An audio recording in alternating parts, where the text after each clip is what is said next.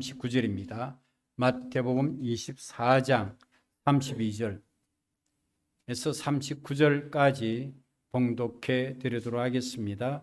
무화과 나무의 비유를 배우라. 그 가지가 연하여 지고 잎사귀를 내면 여름이 가까운 줄을 아나니 이와 같이 너희도 이 모든 보거든 인자 가까이 곧 문 앞에 이른 줄 알라. 내가 진실로 너에게 말하노니 이 세대가 지나가기 전에 이 일이 다 일어나리라. 천지는 없어질지언정 내 말은 없어지지 아니하리라. 그러나 그날과 그때는 아무도 모르나니 하늘의 천사들도 아들도 모르고 오직 아버지만 아시느니라. 노아의 때와 같이 인자의 임함도 그러하리라. 홍수 전에 노아가 방주에 들어가던 날까지 사람들이 먹고 마시고 장가 들고 시집가고 있으면서 홍수가 나서 그들을 다 멸하기까지 깨닫지 못하였으니 인자의 임함도 이와 같으리라. 아멘. 연세대 명예교수님 김혁석 교수님이 최근에 지방을 가려고 김포공항을 갔다고 합니다. 예약을 해놓고 이제 발권을 기다리는데 다른 사람은 다 항공권 발권을 다 해주는데 김영석 교수님 혼자만 빠진 거예요. 그래서 여직원에게 물어봤습니다. 왜 내 건은 안 나오느냐고. 그래서 여직원이 매니저를 책임자를 불렀어요. 불러갖고는 책임자가 김영석 교수님이 혹시 생년월일이 연세가 어떻게 되십니까? 물어보니까 나 1920년생이요. 그래서야 매니저가 눈치를 챈 거예요. 컴퓨터에 입력을 할 때 생년월일을 앞 두 자리 빼고 뒤에 두 자리 넣은 거예요. 그럼 20 몇 년 몇 월 며칠 하니까 이거는 한 살짜리 아가 비행기 티켓을 예약을 한 거야. 한 살짜리 아이에게 어떻게 티켓을 주겠느냐 해갖고 발권이 안 됐다는 거예요. 우리 나이로 올해 102살이 되었습니다. 우리가 인생을 100년을 산다고 할 때 100년을 날수로 계산을 하면요 36,500일이 됩니다. 하루하루가 모여서 36,500일을 살면 정말 백수를 살게 되어지는 거죠. 그러므로 하루하루가 소중합니다. 하루하루를 소중히 여기는 그런 삶이 지혜로운 삶이 됩니다. 이 세상에 어떤 인생도 한 번 왔다가 한 번 살다가 한 번 가요. 다시 안 오는데 우리 구주 예수님은 두 번 이 세상에 오십니다. 주님이 처음 오셨을 때는 구원을 이루시려고 오셨어요. 어두운 세상에 주님은 빛으로 오셨습니다. 그리고 주님이 오실 때에도 실제적으로 밤중이었어요. 베들레헴 목자들에게 천사들이 구세주 예수님의 탄생 소식을 알려주었을 때 한밤중이라고 그랬어요. 세상은 예수님 오신 사실을 거의 다 몰랐다고 했습니다. 이 세상의 어두움에 덮여져 있었기 때문입니다. 그래서 예수 그리스도의 구세주 예수님의 탄생의 소식 소수의 사람만 알 뿐이었습니다. 예수님이 두 번째 오실 때는 세상의 모든 사람들이 알 수 있게 오십니다. 우리 주님은 영광의 주님으로 오시고 심판의 주님으로 오시게 모든 사람들이 알게 되는 것입니다. 예수님이 두 번째 오시는 것을 재림이라고 말합니다. 성경에는 재림에 대한 수많은 말씀이 나옵니다. 우리가 사도신경 신앙고백에서도 빠지지 않는 것이 예수님의 재림입니다. 저로서 산자와 죽은 자를 심판하러 오시라고 말씀했습니다. 반드시 예수님은 다시 오십니다. 왜 그러냐면 주님은 말씀대로 성취하시기 때문입니다. 오늘 마태복음 24장 35절에 보면 천지는 없어질지언정 내 말은 없어지지 아니하리라. 예수님의 말씀으로 천지가 창조되었기 때문에 천지보다 크신 것이 예수 그리스도의 말씀인 거예요. 그런데 예수님이 다시 오실 때는 37절에 노아의 때와 같다고 말씀했습니다. 노아의 때와 같이 인자의 임함도 그러하리라 했어요. 노아의 때 사람들은 먹고 마시고 장가들고 시집가고 있었습니다. 이 말씀은 저들은 현실 생활에만 몰두하고 있었다는 것을 말해주고 있습니다. 현실 생활에 매여서 살다 보니 홍수로 세상이 심판받게 되리라는 것을 전혀 깨닫지를 못했습니다. 노아가 방주에 들어갈 때까지가 기회였는데 그 기회를 잡을 수가 없었습니다. 방주에 들어가지 않으면 홍수 심판이 저들 앞에 기다리고 있었어요. 노아 시대 사람들은 앞으로 닥쳐올 이 하나님의 심판을 볼 수가 없었습니다. 주어진 현실 생활만 열심히 바라보고 살았던 거예요. 현실에만 빠져 있었습니다. 그런데 그 현실 생활이라는 것도 하나님 보시기에 악한 생활을 한 것입니다. 창세 6장 5절에 여호와께서 사람의 죄악이 세상에 가득한가 그의 마음으로 생각하는 모든 계획이 항상 악할 뿐임을 보시고 홍수로 심판할 계획을 세우신 거예요. 사람들이 평소에 생각하고 계획한 것 자체도 악했더라고 했습니다. 그들은 당장 눈앞에 보이는 것만 바라본 거예요. 눈앞에 보이는 것이 전부 인생으로 살았다는 거예요. 즐길 거리만 즐겼습니다. 죄악의 낙을 즐겼습니다. 어떻게 하면 오랫동안에 즐길 수 있을까만 생각했어요. 어떻게 하면 오랫동안 즐길 수 있을까? 거기에만 몰두한 거예요.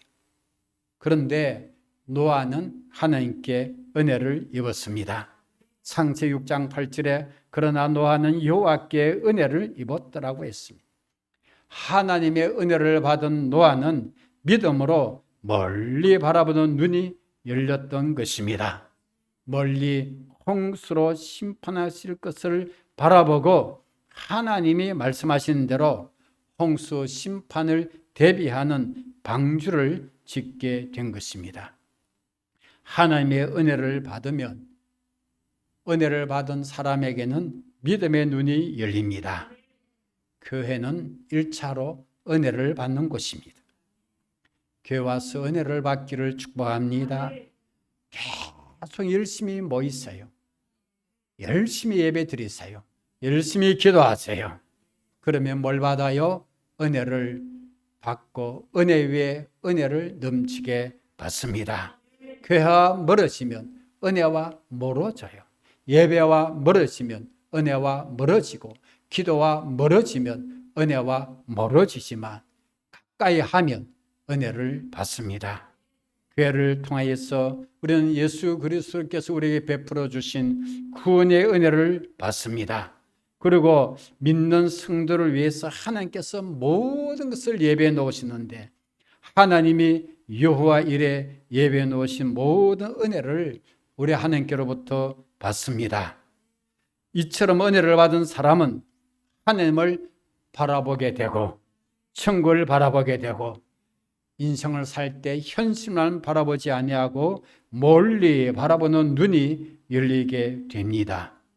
히브리서 11장 1절에 믿음은 바라는 것들의 실상이요 보이지 않는 것들의 증거라고 했습니다.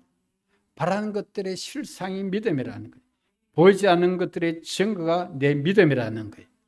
히브리서 11장 7절에 믿음으로 노아는 아직 보이지 않는 일에 경과심을 받아 경외함으로 방주를 준비하여 그 집을 구원하였으니 이로 말미암아 이 세상을 정죄하고 믿음을 따르는 의의 상속자가 되었느니라.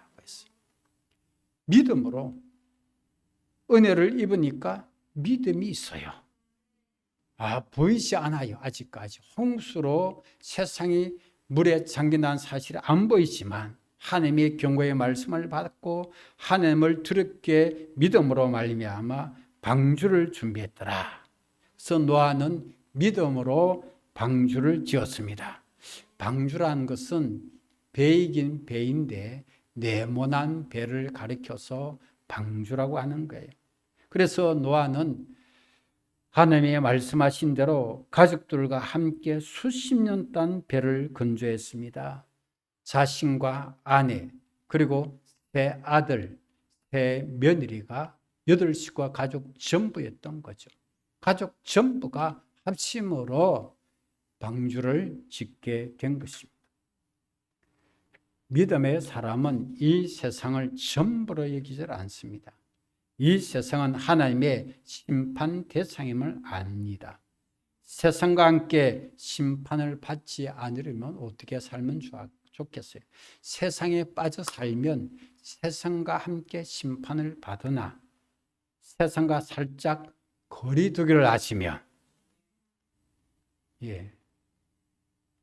세상이 심판받을 때 심판을 받지를 아니해요. 다른 데는 거리두기 잘하고 특별히 믿음이 약한 분들은 교회 거리두기는 너무 심하게 잘하시고 진짜로 거리두기 할 때는 세상입니다. 이 거리두기에 실패하면 세상 심판받을 때 세상과 함께 심판을 받을 수밖에 없어요. 그러므로 믿음의 사람은 두 가지에 충실합니다. 첫째는 현실 생활에 충실합니다. 하루하루를 소중히 여기는 것입니다. 세월을 아끼라고 말씀했습니다. 그 말씀은 기회를 얻으라는 거예요. 그래서 세월을 아끼면서 기회를 놓치지 않으려고 하는 거예요. 여러분, 하루하루를 깨어서 소중히 살다 보면 우리에게 주어진 그 기회를 잡을 수가 있는데 믿음줄 놓치고 기도줄 놓치고 깨어있지 아니하면 기회가 와도 기회인 줄 모르고 지나가 버리는 거죠. 그리고 자신의 맡은 일에 충성합니다. 여러분 직장을 다니십니까? 일할 때 열심히 충성하십시오. 언제 일을 그만둘지 모릅니다. 교회 직분을 맡았습니까? 교회 봉사를 맡았습니까? 충성하십시오. 언제 일을 그만둘지 몰라요. 그렇게 주어진 현실 생활에 충실히 살아가는 거예요. 왜냐? 하루가 모여서 일생이 되어지고 이 가운데 100세를까지 살 분이 계시겠습니다만은 100년을 살아도 하루를 살 때 36,500일을 살면 100년을 살고 인생을 끝나게 되어진다는 걸 기억하십시오.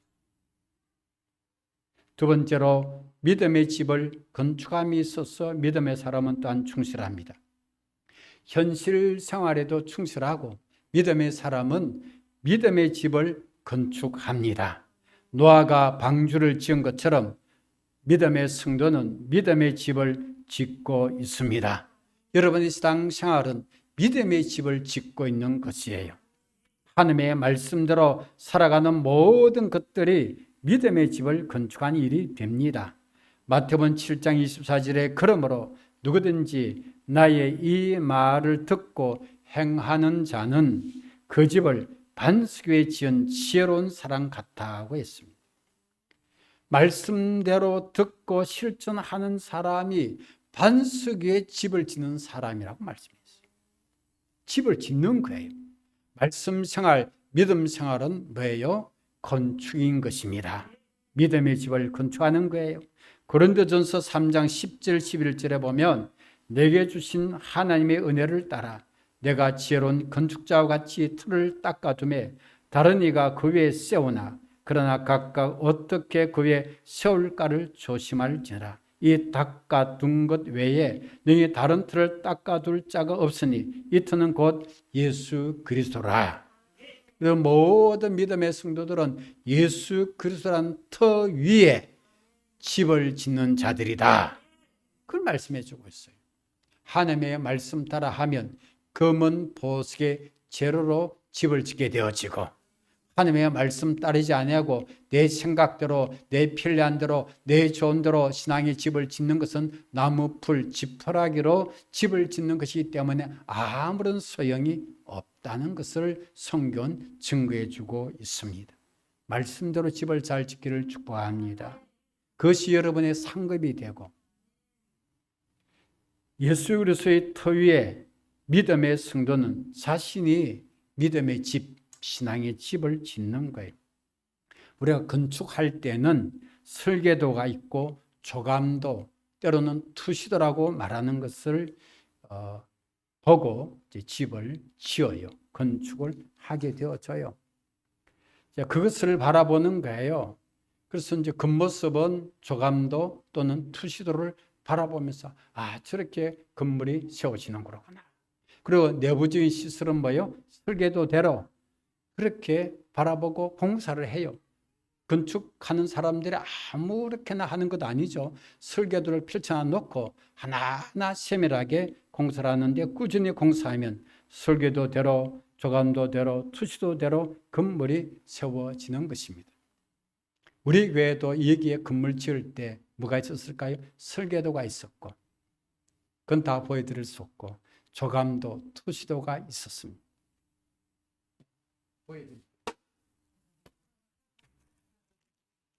보이십니까? 이것을 이제 이렇게 보고 이게 투시도, 조감도를 하는 거예요. 처음에는 이런 걸로 건축을 하려고 했는데 약간 달라진 것은 처음에 이렇게 십자만 올렸다가 그 다음에 이게 너무 건물이 낮아가지고 다른 건물이 올라오니까 종탑을 위로 세우게 된 거고요. 그리고 여러분 자세히 보시면 여기에 계단이 일직선, 일자로 그냥 내려오도록 돼 있었어요. 그래서 제가 그 설계사한테 얘기를 했습니다. 이렇게 하면 안 돼도 중간에 한번 텀을 쉬는 자리를 두고 하는 걸 해갖고 이중으로 계단을 만들도록 얘기를 했고요. 이게 이제 진급한 소재인데 원래는 밑에까지 쭉 내려오도록 설계를 했는데 왜 안 되는 거 하니까 건축법상 이 진급판이 땅에서 1m 이상 떨어져야 되기 때문에 그렇게 해서 이게 위로 올라가야 된다 해서 어떻습니까? 거의 비슷하죠. 이게 조감도, 이 투시도대로 교회가 지어진 것입니다. 그냥 교회가 건물 짓는 것이 아니죠. 그래서 우리가 믿음으로 이제 투시도를 바라보고 말씀의 설계도를 따라서 신앙의 집을 짓는 거예요. 하나님은 노아에게 방주의 설계도를 말씀해 주셨어요. 창세기 6장 14절에서 16절에 보면 방주, 네모난 배의 규격은 현대적으로 말하면 치수로 말하면 이렇습니다. 길이가 135m 되는 배입니다. 135m. 여러분 학교 운동장에 100m 코스를 생각해 보십시오. 거기에다가 35m 더 긴 거예요, 길이가. 그리고 폭은 22.5m가 됩니다. 높이는 13.5m 됩니다. 배 청수는 3층으로 지어졌습니다. 그리고 배 건축 재료는 고페르 나무라고 성경에 나오는데 이것은 잣나무 일종으로 알려져 있습니다. 그런 잣나무 일종으로, 그 나무로 전체적으로 이제 배 재료로 지었습니다. 그리고 여러분, 홍수가 납니다. 비를 맞고 또 나중에 지구가 전체로 물로 덮여져 있으면 배가 돼요. 그러면 뭐가 문제가 되겠습니까? 놀라지 마십시오. 하나님이 방수공사를 말씀해 주셨어요. 방수공사를 하기 위해서 쓴 재료가 성경에는 역청이라고 했습니다. 역청이 아스팔트를 깔 때 까만 거 쓰는 골타라, 옛날에 우리는 골탕 뭐 이렇게 쓰는 거예요.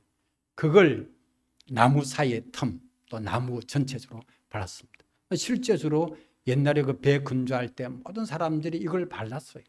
그렇게 함으로써 방수가 되도록 한 거예요. 요즘도 제가 얘기를 들어보니까 어떤 부분에서는 골타를 바른다고 그래요. 방수할 때 완벽하게 된다고 하는 거예요.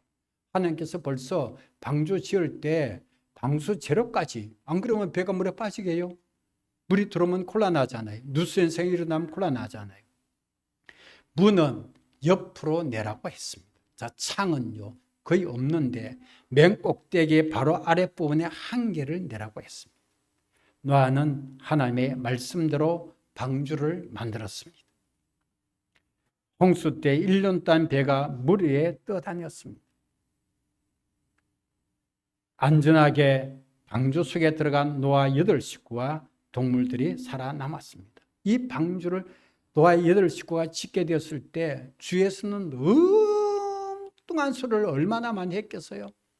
그것도 뭐 바닷가에 짓는 것이 아니라 거기서 짓지 않습니까? 그냥 육지에서, 뭐 산에서 지을 수도 있고. 그러니까 이 마른 하늘에 그렇게 비가 많이 와갖고 저 어마무지한 배가 어떻게 뜰 수가 있겠는가? 조롱의 대상이 되고 비웃음의 대상이 되고 사람들의 비난의 대상이 되고 아무도 안 알아주었지만 묵묵히 믿음의 집인 이 방주를, 구원의 집인 이 방주를 저들은 건축하게 된 것입니다. 믿음의 집은 이렇게 짓는 거예요. 내가 믿음의 집을 지으려 하면 옆에서 별소리를 다 할 수가 있어요. 개의치 마십시오. 말씀대로 살아가는 것, 그것이 내 믿음의 집을 잘 짓는 길이 되는 거예요.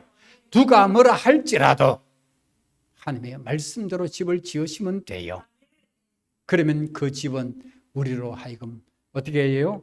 세상이 홍수가 덮일지라도 우리를 지켜주는 것이 되고, 여호와께서는 홍수 때 좌정하시도다 시편에 말씀했어요. 그러니까 홍수 때도 우리를 지켜주시는 것이 되고, 환난의 때도 지켜주시고, 마지막 주님이 다시 오실 때 심판 때도 우리를 지켜주시고 보호해 주시는 것이 됩니다.